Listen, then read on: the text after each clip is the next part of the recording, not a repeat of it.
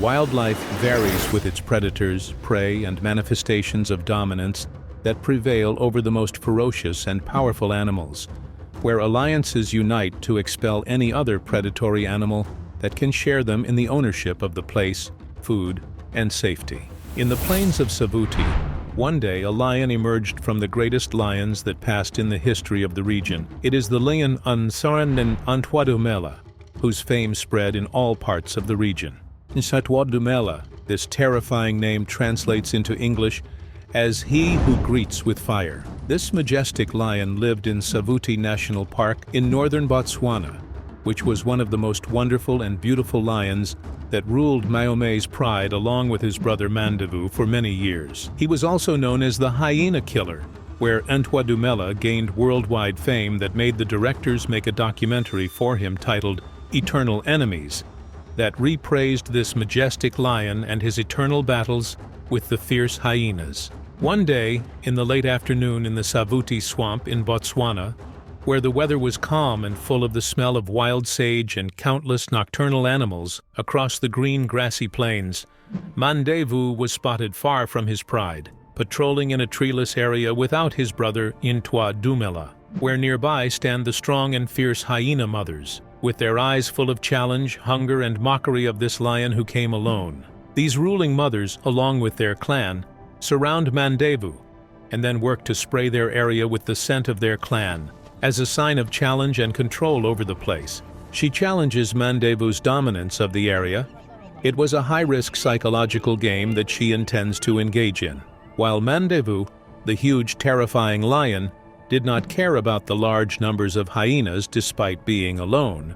So after he was besieged and really felt the danger, he ran away to avoid being attacked by the gathering clan, which clearly responded to the screams of the ruling mother. Motsumi, the most careful huntress in the clan, noticed the hyenas' attack, so she led some lionesses to the grasslands to confront them and expel them, while Mandevu withdrew from the place. The lionesses attacked the lower-ranking hyenas before turning their attention to the ruling mother, who was surrounding the clan and bending, flexing her muscles, and releasing her cries to encourage her clan. Nearby, Ntwadumela heard the frenzied noise of the hyenas and set off towards the sound.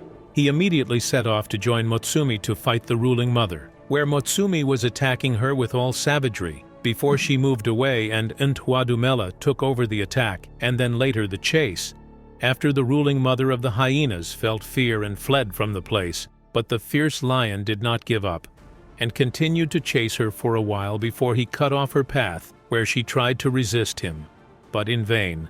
Ntwadumela immediately caught her windpipe between his killer jaws to immediately liquidate her. So the title hyena killer did not come to this strong lion in vain. He showed clear hostility and ferocity towards the hyenas. This lion inherited the conflict with the hyenas from his fathers in Mayome's pride before he and his brother came to power. Over the years, Ntwadumela may have targeted hyena mothers specifically in a severe attempt to kill them and keep them away from the area. Where the hyena clan enjoys great advantages, as it enjoys a strong, fierce presence in the plains, and it is very good at stealing prey and assaulting other predators. So it was always better to kill them, or at least neutralize them from the place. This fierce competition for limited supplies and little food was the pride in abundance. Also, killing hyena mothers, as Ntwadumela did, disrupts the social structure of the clan. It may take months for a new ruling mother to emerge from within the group, where without the presence of a mother to help coordinate and guide the clan and prevent chaos, the hyena's gathering style for hunting will be ineffective. Although Ntwadumela was smaller in size than his brother Mandevu, he was the most beautiful among the lions, and most wildlife photographers wished to take many shots of him. He was one of those quiet, lovable lions in his pride. He always took on his duties as a strong predator of prey and a protector of pride. He enjoyed wonderful instincts to maintain the balance of power in the conflicts that were happening from time to time from within the pride or from outside. He faced many risks to defend himself and his pride. Ntwadumela's style was strong and deadly, enabling him to attack an elephant or a raging bull at the waterhole. which usually makes him challenge the huge buffaloes and harass the stronger competitors in the pride. This strength that qualifies him to live a clearly brave life, especially in a place where a bad injury often leads to certain painful death. Ntwadumela's courage was also exceptional among a large group of fierce lions, who also tried to keep competitors away and control disputes and secure atmospheres that serve their pride. As long as they stay together, they will achieve remarkable success and survival in Savuti. As an extraordinary lion, he ruled for several years alongside his brother Mandavu with great confidence in the strong and famous Maome's pride. The harmony within the pride was so great that the two lions allowed a beloved old male to return to Maome's pride, to which he belonged in his last days of life. But like most lions that age and grow old, Mandavu and Ntwadumela reached an age where they were no longer able to lead the pride, to be overthrown by younger and stronger lions, and the pride then collapsed, lacking the wisdom and calm that Ntwadumela provided to the group. And indeed, Motsumi later tried heroically to preserve her pride from surrendering to hunger without the presence of wise, strong males around her. But she was gored by a buffalo during a desperate chase. The great lady of the pride, Maome, was last seen starving to death with her sisters in the pride. While far from the pride, Ntwadumela and Mandavu, like most lions expelled from Savuti, moved north from one area to another, avoiding any challenge or gathering of competing animals and crossing areas that require caution from the ruling dominant lions. Then the story of Ntwadumela and his brother ended at the hands of bounty hunters who killed both famous lions after they ruled Savuti for a wonderful and long period. Yes, they were killed from the hunter's car while moving from one reserve to another in 1991. And certainly, wherever Ntwadumela's skin is hanging on a wall somewhere, the owners will have no idea about the life this lion lived, with his daily heroics, and battles with elephants and buffalo, and of course his fierce, violent conflicts almost daily, every night against his hyena enemies. Thank you, my friends, for watching, and we will meet you in a new story of the exciting world of lions. In the wild world, where strength and cunning rule, a name echoed like a legend among the predators. It was Sultan, the lion no enemy dared to challenge. An absolute king who ruled with an iron fist, surrounded by a group of lionesses ready to serve him at every moment. But in a world where thrones are won through blood and fierce battles, could the tides shift into a nightmare that topples even the strongest kings from their mighty thrones? So let us delve today into the story of a living legend, the story of Sultan the Lion, who alone led 16 lionesses and crushed enemies with his might and ferocity. Get ready, because this story will take you on a journey full of surprises and excitement. In the depths of northwestern Ethiopia, where secrets lie nestled within untouched nature, stands Alatash National Park, one of the most remote and mysterious areas on Earth. For many years, this region remained an unsolved enigma, hiding within its vast landscapes secrets untouched by human hands. In 2016, the unexpected happened. Led by scientist Hans Bauer from the Born Free Foundation, researchers confirmed the astonishing discovery of a previously unknown group of lions living in this isolated land, estimated to number between 100 and 200 lions. These majestic predators roam the Alatash area and the nearby Dinder National Park in Sudan. Despite confirming their presence, observing these lions remains a major challenge to this day, especially due to limited funding, the vast size of the area, and the small number of rangers who often lack the necessary equipment.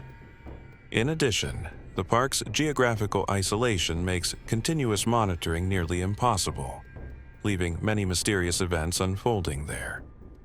But in 2018, an unexpected report revealed something extraordinary.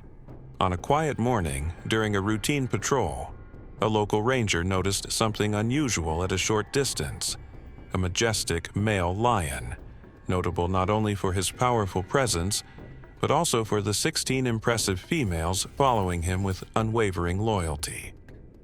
Lions are rare in this area, so How could one male control such a large number of females? The scene was unusual by every standard. Fascinated by this rare pride, the ranger decided to investigate further. He noticed the lionesses were highly organized, moving in harmony and showing complete loyalty to their male leader. This unique behavior impressed the rangers, who gave the lion the name Sultan. But the bigger question remained: how did Sultan manage to gather such a large number of lionesses in an area where lions are few? The mystery began to unfold when a pair of strong young lions appeared in Sultan's territory. These were nomadic lions searching for an opportunity to seize a pride of their own. And Sultan's lionesses were a highly tempting prize, but Sultan was always one step ahead. From his hiding place among the acacia trees, he observed the invaders' movements carefully. Unlike most lions who roar to intimidate rivals, Sultan was patient. He didn't attack out of rage. He planned with great wisdom and clear cunning. The lionesses, for their part, showed no panic. They moved naturally, as if unaware of the danger, but this was all part of the strategy. So when the two nomadic lions separated, Sultan seized the opportunity. He moved like a silent shadow and charged at the first lion with lightning speed. The strike was powerful and decisive. He brought the intruder to the ground in moments. The strength Sultan displayed was astounding, making it impossible for his opponent to withstand. When the second lion heard the roar of battle, he rushed to help his companion. But upon seeing the first lion lying motionless, he chose to flee, realizing that facing Sultan meant certain death. In this way, Sultan once again proved he was an unbeatable king, and even after reinforcing his dominance, he refused to rest. In the wild, where strength is the law, there is no place for the weak. This lion was a living legend. Each day, his majestic presence could be seen confidently walking the borders of his territory, watching every inch of the land under his control. His vigilant eyes scanned the horizon, and any suspicious movement was enough to put him on high alert. As the months passed, Sultan continued to prove why he was a feared leader. Time and time again, he stopped nomadic lions from trespassing into his domain and drove them away, demonstrating his unmatched power and undisputed rule. But something began to draw the attention of the rangers observing the pride from afar. As the cubs grew, they noticed a strange pattern. All the cubs were female. Not a single male cub was born into Sultan's coalition. This discovery intrigued researchers because it diverged from the natural pattern. Statistically, the ratio of male to female lion cubs is about 30% males to 70% females. But here, the situation was entirely different. A new theory began to emerge. What if Sultan hadn't gathered all those lionesses over time? What if the females were actually the same ones from the original pride he had conquered? In large prides, it's expected that at least one male would appear in every litter. But in Sultan's case, that never happened, and it couldn't simply be a coincidence. Over time, the pride grew to 22 lionesses, 16 adults and 6 cubs, with signs of maturity starting to appear. Some lionesses were pregnant again, and the next few months would be crucial to understanding whether this pattern would continue. But fate had another surprise in store. This time, the danger didn't come in the form of a rival lion, but as hyenas. During a night patrol, Sultan found himself surrounded by a large pack of ravenous, furious hyenas. He was alone, yet he fought fiercely for his life. He managed to bring down several hyenas, but the wounds he sustained were severe, most of them fatal. As days passed, his wounds became infected, and fever consumed his body. He could no longer move as he once did. The lion, who once walked proudly, had become limping, dragging his legs painfully across the dry land. The lionesses tried to approach him, but the presence of a weak leader no longer comforted them. Sultan, the lion who was once a symbol of power, had become a shadow of what he used to be, a timeless tale etched into the landscape. Eventually, Sultan died, and with his departure, the lionesses remained together for a while, awaiting the arrival of a new male to take his place. But no lion came. The region was not crowded with nomadic males, and without a new leader, the pride's separation was inevitable.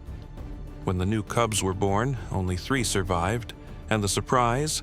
All of them were female again. The theory was confirmed. Perhaps Sultan was a majestic lion, a strategist, and an unbeatable warrior. But his lineage was unusual. He left behind no male heirs to carry on his legacy. Though this theory continues to fascinate researchers, it has not yet been fully confirmed. Scientists are still studying the phenomenon, trying to determine whether this pattern is repeating in other lion populations. Sultan's story does not end with his death. It is a story of unanswered questions, where mystery cloaks his legacy. He was one of the most exceptional lions in that region, leaving behind an army of females who later spread across the savannah in search of new kings.